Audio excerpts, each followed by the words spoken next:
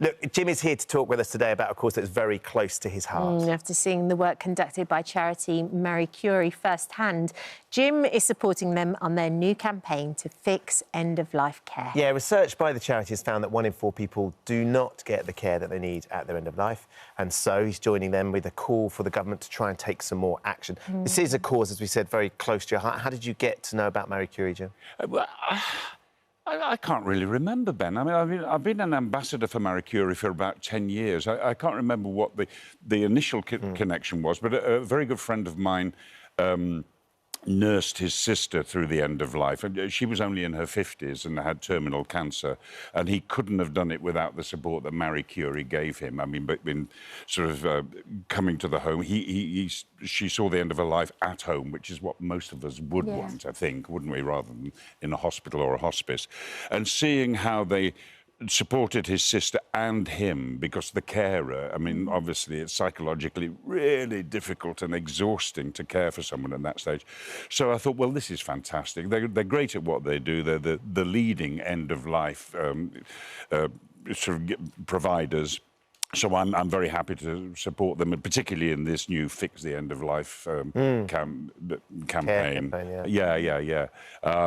Because, you know, you want the end of life to be it's hard enough. Yes. So you want it to be easy. You want to be surrounded by family if you can. I think most people would prefer to die at home. And at the moment, in the last year of life, about 80% of finance goes into hospital care, and of that, about half goes into emergency A&E care, and only 4% goes into palliative care. And we'd like the government, who are looking at this situation, they're coming up with a new 10-year strategy for the NHS. So this seems like the perfect time to talk about, could you look at long-term strategy for palliative care so everybody's got access to it in the way that's best for them, really. And, you know, Marie Curie are very strong on this. They're a remarkable charity. I know how closely one of my good friends, Chris Kamara, Cammy, works with them, and the difference that they made to his mother-in-law's life at the end of her care. And the Daffodil campaign is such a massive campaign for them, isn't it? It is. I mean, this is March. This is the daffodil. This is the season of daffodils in the garden. It's the Daffodil campaign, and I think this is the 39th year of the Marie Curie.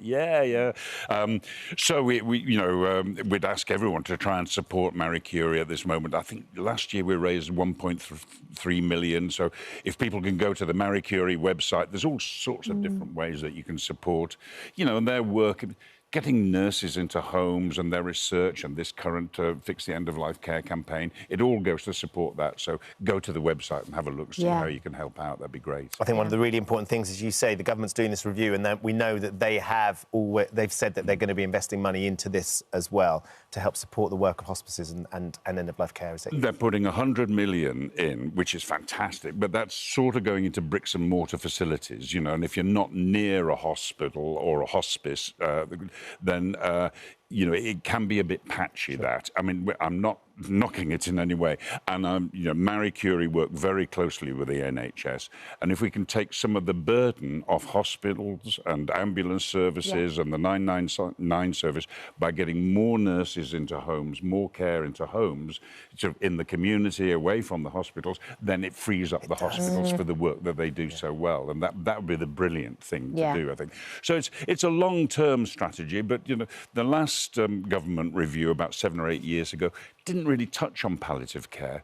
We're all getting older. Yes. You know, there's so many Everybody will need some help at some stage. Because one thing's sure, you know, we have one life, you know, and we're all it's going to end at some time. So it'll benefit everybody. So opening up the conversation too. I think that's so important to be able to talk about death in a kind of a reasoned way, not to be frightened of it, because we know it's going to happen. So, you know, simple things like, have you made a will? What music do you want at your funeral? Those sort of things, because it's traumatic enough dying without leaving family going, Sort of, what bank was Mum with, or what music would she want at her funeral? She wouldn't want the Stones. You don't know. She could be a bit of a goer. She could be, jumping Jack Flash. You never know. So all those conversations, make them as normal as possible. It doesn't have to be traumatic. It just can be a sort of a general thing. Yeah. And start at any age. Don't wait till it's late. Yeah, for sure. We don't have that long with you this morning, Jim, but we've got to ask you about Downton as well before you go. Okay. New movie, what can you tell us? I can tell you, I think I'm allowed to tell you that it's opening on September the 12th. Great. That's very good. The third film. That's exciting. Have you seen it yet? No, I haven't. No. I think we're going to see it soon. OK. But so no, it's going to be a mystery to me. I know I filmed certain parts of it in the Great Yorkshire Showground in Harrogate, which is 300 yards from where I was born. Oh, wow. And I learned to ride my bicycle on the Great Yorkshire Showground. And it's a role, you've always said that customs the role that you were born to play. Sort of, yeah. I mean, isn't that extraordinary that then the heritage of you growing up and then there you were being him? There I was being him back home, And the weird thing is the Great Yorkshire Showground, I mean, I tell Imelda, my wife, this, and she laughs. In the 50s, there was very little excitement in Harrogate and there were no traffic lights. So when the Great Yorkshire Show was on for 3 days in July, there was traffic jams. We would make a picnic and sit on the wall and watch the traffic jam. I'm not looking for your pity. Disney heights of excitement. Was that where Betty's Tea Room started? It was basically to come and watch the traffic jam. Betty's, yes. Let's get a fat rascal from Betty's and watch the traffic jam. Absolutely amazing. And is it nice to see the rest of the cast and stuff? It's great. In fact, I've got a hot date in about 10 days' time with Mrs. Patmore, Mrs. Hughes, Daisy the maid, and Mr. Barrow, the naughty footman who became my successor as butler. So we meet up for dinners from time to time and dish the dirt sort of thing. So, I bet it was magical getting back together, although missing Dame Maggie, of course. Yeah. Yeah, I mean, of course. I mean, what a... we won't see her like again, really. Somebody, I mean, an iconic figure who, whose career started in classical theatre and then expanded to worldwide fame, winning Oscars at the drop of a hat.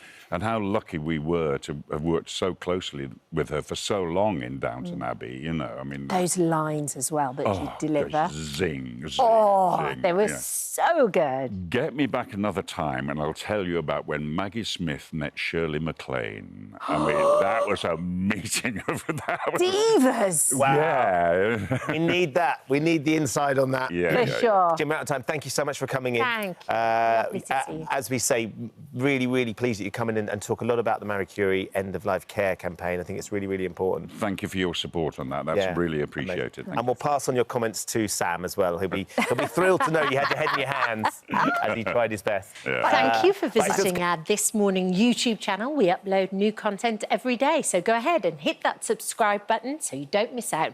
And we'll see you in the morning.